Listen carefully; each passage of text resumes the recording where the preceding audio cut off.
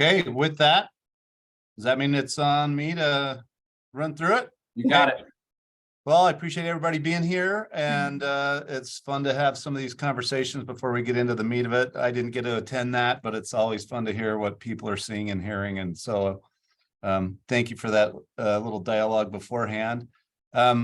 With that, number 2 is an action item. We don't have the quorum for that yet. Do you want me to move to number 3, Andrew? Yes, would you be okay, even though it's a small group here, can we do intros for the record and also just to make sure that you all, our elected officials, remember and know who all of our staff are? We want to do that, okay? Sure. All right, cool. How do you want to start? Andrea, do you want to? I'm Andrew Gruber. Andrea? I'm Andrea with WFRC. Everybody knows. Okay, Marion and Kevin. So I'm Marion Florence. I'm the CFO, and Kevin is here too. Go ahead, Kevin. Hi, I'm Kevin Wells. Well, Kevin, just remind everybody what you do, because you're still relatively new at WFRC. So just remind everybody. I do our HR, and I also do I'm accounting specialist, so I support Marion and a bunch of the finance stuff. Marion and Kevin are I will say, a dynamic duo and kicking butt on all of our financial stuff and administrative stuff. So thank you. Wayne. Wayne Benyon, Director of Short Range Planning. Okay. And then Mayor and Council Member and Commissioner. Mayor Caldwell, Ogden City and Budget Chair, I suppose. Amy Winter Newton, Salt Lake County Council. Commissioner, you're muted.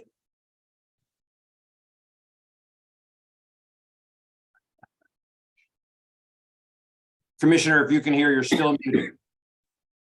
It's actually a relief to have you muted. Let's see, does that work? Yes, now we can't see you, we can't hear you. Okay. There you go. Okay, anyway, I was just saying that I just got through having a tooth removed and a sinus lift. So I'm just waking up from the whatever they put you to sleep with. Wow. So I mean, to Andrew, you and Mike look really good to me right now. I don't know. I'm sure I'm still really deep in drugs right now. So we'll anticipate a lot of like probing questions about budget issues. Exactly. I'm a little worried about presenting this to somebody who's already, narcoleptic. So, but I'm trying to switch from my phone to my computer. So if I'm kind of bouncing a little bit here, I'll hopefully be on my computer. So. Okay. Andrew, that's a cue to you that you're going to get anything passed by Bob that you want today. Excellent. I've got a whole lot of ideas. And Mayor, would you mind, I imagine that Mayor Silvestrini, were he on, he would do this, but could I just take one moment to give an update to this group? You know this, of course, but about what the WFRC nominating committee is intending to do for their nominations for our committee and our council next year, of this year, 2023. Okay. You all know this already, but we have a nominating committee. It was appointed at our last council meeting. It makes nominations that are acted on at our first council meeting in January, which is on January 26th. You all are members of the council, of course. And that nominating committee nominates chair and vice chair of the council and chairs and vice chairs of the committees. Without going through all of it, for the budget committee, Mayor Caldwell, you're currently the chair. Commissioner Stevenson is currently the vice chair. And the nominating committee is intending to nominate you, Mayor Caldwell, to continue to be the chair. You served on the nominating committee, but you to continue to be the chair, and Councilmember Winder Newton to be the new vice chair. And part of the reason for that is because Commissioner Stevenson is going to be nominated to be the next vice chair of the council.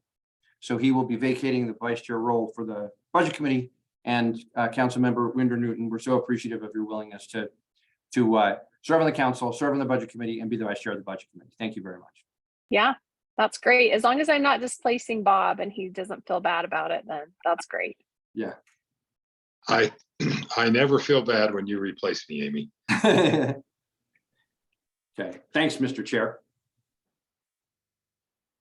Thank you. So that's welcome and introductions. We'll go on to number 3. Any public comment? Seeing no members of the public to comment, we'll go to number 5, the Executive Director report.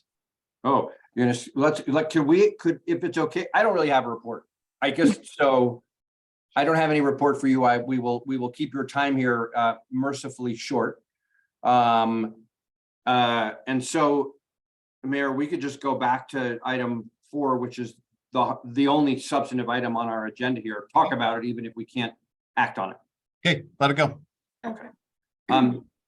I will make a few brief introductory comments and then turn to Marion. The subject of our meeting today, the action item or non-action item, as the case may be, is to review, and the intention was to ask you to recommend to the council the approval of an updated WFRC accounting and administrative policy. We share this with you in advance. We dropped it in the chat.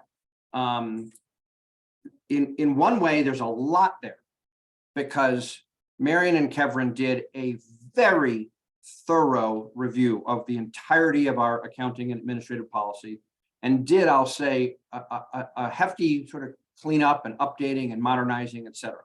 So in terms of the volume of things where the language changes, there's a lot.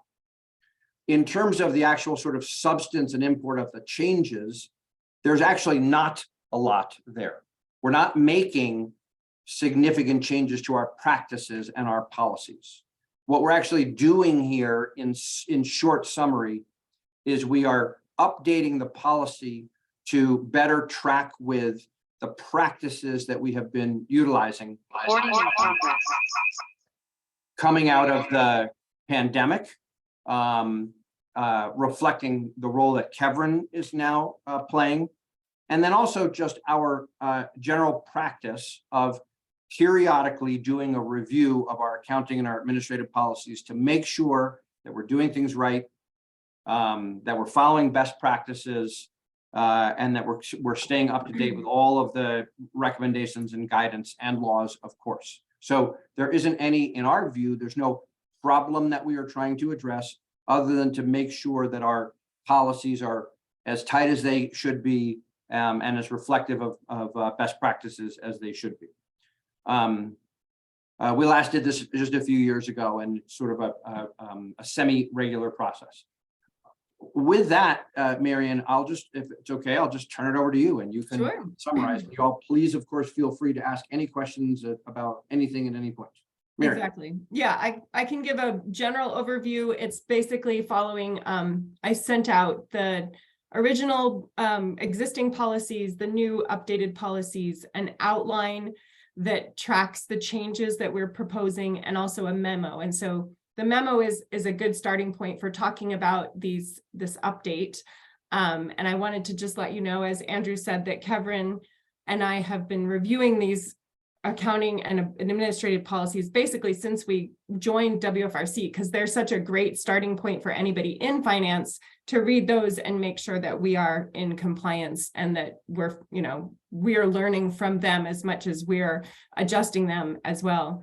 So we've been reviewing them, and we also reached out to the state auditor's office, to the Federal Highway Administration, our colleagues at our fellow AOGs, because as you know, Kevin and I both came from the charter school world. And so the AOG finance world is a little different, mercifully different. And so we reached out to them. They've been great. And of course, Lovett has been a great support. And she actually really recommended this review, which of course was is mandated in your policies as updated in August 2020. So Lovett, as a reminder, our former CFO had an interim, if you will, CFO, Kurt, and then Lovett was our longtime 26-year awesome CFO before, and has been really helpful to Marion in transitioning information through and after the Kurt interregnum period. exactly. She's been really great. And of course, we had our auditor, not for 26 years, but for a very long time. Tim Reese is another person that we really consulted with as we went through the FY22 audit. And then after that audit, wanted to make sure we were incorporating any recommendations that he had. And as Andrew also said, it's again, not corrections. We had no findings or anything that needed to be corrections, simply updates that he recommended that I wanted to make sure were in place. And so when he recommended those updates, it led us also to a more comprehensive review so that we could bring everything to you at one time and not be doing this piecemeal. And so in terms of policy, so there are two areas that we were looking at, policy and procedures. The policy side was really around that 2020 fraud risk assessment that you're probably well aware of. We've been bringing it to you annually since they started that in 2020. The updates to our policy will simply explicitly outline those practices that we have in place at WFRC that reflect our status as a very low risk organization, a status that is the top rating and that we aim to keep. And so we've basically used the headings on that fraud risk assessment in our policy so that it's really easy for our new auditor to confirm our compliance. So again, not changing anything from our practices, but simply changing our policies to be outlined in a way that was really easily, the auditor can really easily see that compliance. The other area of policy update is new and improved, actually, language on the state side around using a pre-qualified pool of vendors to allocate contracts and so to procure contracts. We've always had language about this in our policy, and we have been using a pre-qualified pool, as you probably are well aware, for a while. And so this update to the policy language actually quotes the state procurement policy that we are using. So then it's just there clearly stated. And so I like the updated language there, especially because I feel like it shows, again, that it shows that our policy isn't in line with our practice, which is in line with the procurement policy. And so it's all very clearly stated there. And it's called a design professional consulting services, which is a funny name for something that we do, but it's basically that area where you're procuring consultant services, not goods, manufactured goods. The only change to an actual number in our policy is the capitalization threshold, which was something that our auditor, Tim Reese, this was where we started this conversation. Our capitalization threshold in the existing policy is $1,000. State and federal norms are at $5,000. And so what we're proposing is to increase our capitalization threshold from $1,000 to $5,000, which basically means that anything we purchase over $5,000 needs to be depreciating, capitalized. Anything we purchase under $5,000 does not need to be capitalized. You may have noticed that we had a line on our budget for depreciation. Tim encouraged us to basically get rid of that. We don't purchase anything at WFRC that's over $5,000. And so this will affect our budget in that we will likely either dramatically decrease that line or even eliminate it as we depreciate things over the long term down to zero. So that increase from 1,000 to 5,000 is the only number, sort of solid number that gets changed in that policy to meet that state standard. So on the process side, it's actually mostly as a result of our COVID remote work and Lovett's retirement. So we had some pretty significant changes that in our policy, we reference, the existing policies reference some processes that are simply outdated. So we have 4 areas in our processes that are updated. The first is that we have 2 people in finance. We have shifted our staffing so that Kevin, who has a lot of experience in both HR and accounting, adds a level of internal control to the financial processes. And of course, we've always had good internal controls because of Lovett's really careful observance of all of those controls, but shifting to add the role of accounting specialist and make that explicit has made the critical lines of that internal control just a lot more bright. Again, this helps the auditor to see in our policy and in our practice that those internal controls are maintained. We have the second is that we have a new and updated accounting software. When I told Lovett about it, she was downright jealous. That was developed specifically for Utah municipalities and local governments. We have been working, Kevin and I, in this software for about over 10 years. So we're really familiar with it. It's a really great software. And and it changes some language around journal entries and some other things that I mentioned in the memo.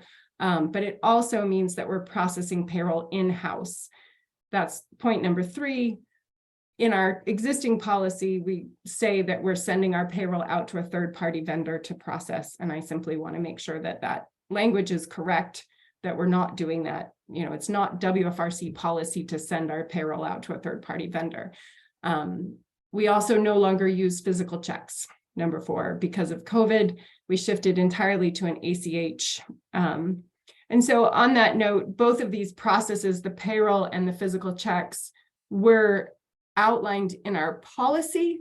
But I think that our policy needs to be that we will pay and that we will use appropriate controls and processes to pay, and that WFRC employees will be paid according to the program that they're working in. And those are the critical pieces of policy that were in our policy. But I want to make sure that our policy, you know, doesn't say we will meet on the 3rd Thursday of the month, because then if you change the date, suddenly you're out of compliance with your policy. Your policy should say we will meet 4 times a year, if you catch my point. So what we did was we updated that language around processes to really focus on the policy and make sure we'd taken out any language that was no longer true here in the post-COVID and also post-Lovett days.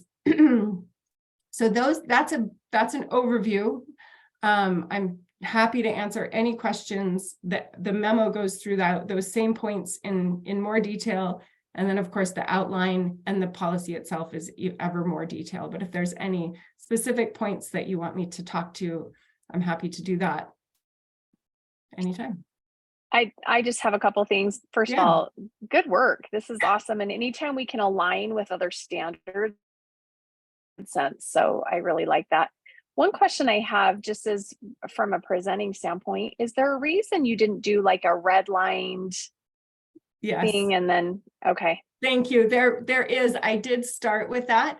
But the reason I included the outline was because the amount of changes were so significant that we ended up reorganizing. And so what I wanted to really show in my outline was that all of the elements are retained in the new policy.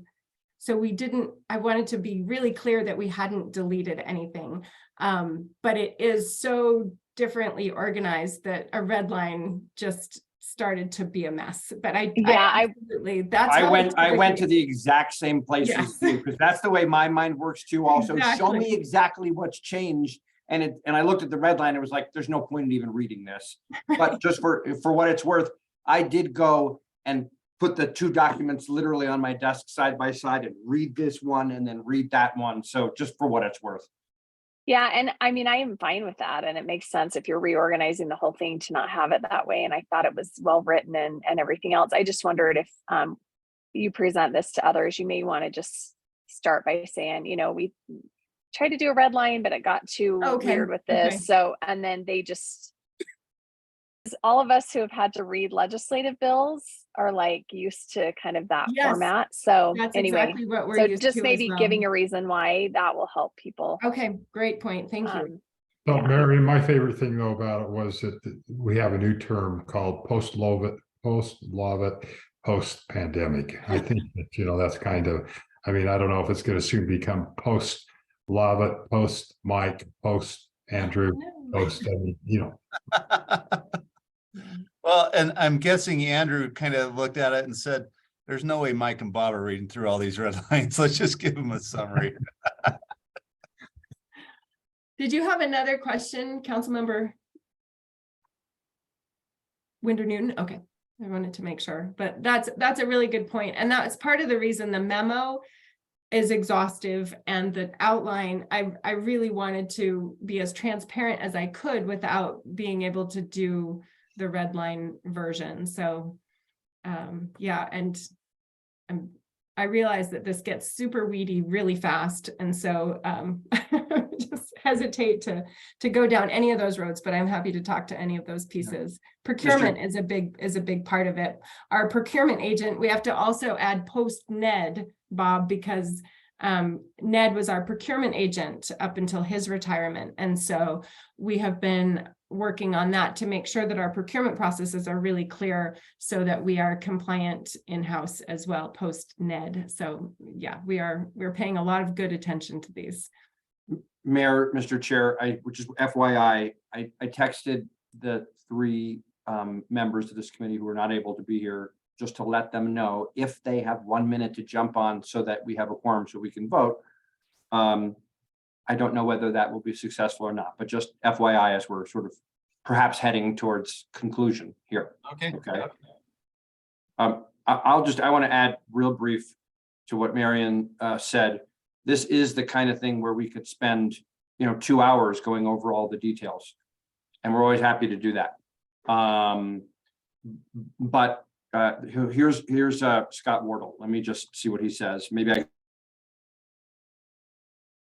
While he's checking this, I'll just say, I thought you did a really good job of making it super clear in how you outlined it. I mean, so even if you're skimming it, through, you at least know where the changes are, what they are, why. You did a really good job.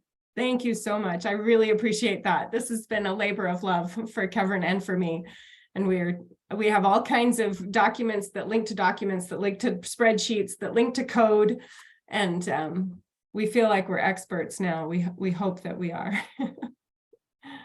Marion, I'll add my sense of gratitude. Thank you very much for spending the time and doing that heavy lift and getting into the weeds to clean all of that up. everybody, I have Scott Wardle from Tooele County. He's on with us now. He and I've got him on speaker, and he said he would be happy to participate in the vote in this way virtually. So Councilman, can you hear us? I can. Okay, terrific. So Mr. Okay, Chairman. with that, we have 2 action items. Number 2, we have action on the minutes of October 12th, 2022 and financial statements, check registers for September, October, November 22 and the budget expenditure report to date. Does anybody have any questions about any of that? No, but I would make a motion that we approve both items 2 and 3 has been presented to us. Thank you. Do we have a second? So we've got, so the items, I think. The Commissioner, you 2 mean 2 and items on 4? item Yeah. 2. Yeah. 2 items on number 2. Okay, got it. I'm sorry. And The I'll minutes and I'll financial second. statements and check registers. Okay, we have a first and a second. All in favor, say aye. Aye. Aye. Aye. Okay, Councilman, I think I heard you. Will you say that again? Okay, Aye. Okay, thank you. And then That- I'm happy to make a motion on item number 4, the changes to the WFRC accounting and administrative policy. And I'll second that. Thank you. We have a first and a second. All in favor, say aye. Aye. Aye. Aye. It looks like Aye. Mike Newton's on with us too now, so. yes, thank you, Commissioner Newton, and so we'll record that as well. Okay, That takes care of our action items and brings us down to number 6. Any other business? Yeah, I would Mike, if I could just make one comment, which I think is really, really kind of cool, and I think it shows the type of leadership and the type of people that we have at the Wasatch Front. I think most of you are aware that my mother passed away a week ago, and on a cold night, our leader, Andrew, took time to come from Salt Lake out to Layton to be able to show the support from the Wasatch Front to my family. And I think that's actually, it's very touching as far as that goes. And Andrew, appreciate your organization and for all that, you guys do. And I think that's a sign of why you're so highly respected throughout the state. You and your family, it's the support you give all the rest of us in our family. So thank you again for that. well, thanks, Bob, and for all of us, our condolences to you and your family on the loss of your mother. And I'll just note, when my mother passed away, you came to see me as well, and I just greatly appreciate that. So it's all about caring and loving each other, of course. And I'll just say, Mr. Chair, the very last thing is I just want to express appreciation for Marion and for Kevin, who worked very hard, very diligently, and did a great job in updating our policies. Thank you very much. Thank you. I have one note about the budget committee for March. We'll need to change the date from the 9th. So I'm going to have Andrea get in touch with the budget committee members to do a doodle poll or do something to make sure we have that March date so that we can look at a proposed budget for FY24. Okay, Well, Bob, I hadn't heard that and I want to offer my condolences as well. That's a hard thing regardless of circumstances. So, She was a excellent lady. She was 95 and a half, and she realistically had 94 years of age. I think right. She was 94 and Haven Barlow was 99. I think they were still hanging together, doing things together. And you know what, Mike, if you and I could be hanging together when we're 94, 99, we can't be complaining too much about life in general. So. agreed, but I'm gonna offer condolences anyway. I was out of town, out of country last week and I hadn't heard that. And so I just wanted to express my condolences. And I was in the country and I hadn't heard either, Bob. So I'm really sorry. As That's somebody okay. who's lost a mom, I know how hard it is. So anyway, I'm really sorry. Well, that's kind of a sad, but kind of a positive way to end. sorry, could you, council member, go ahead, say that again.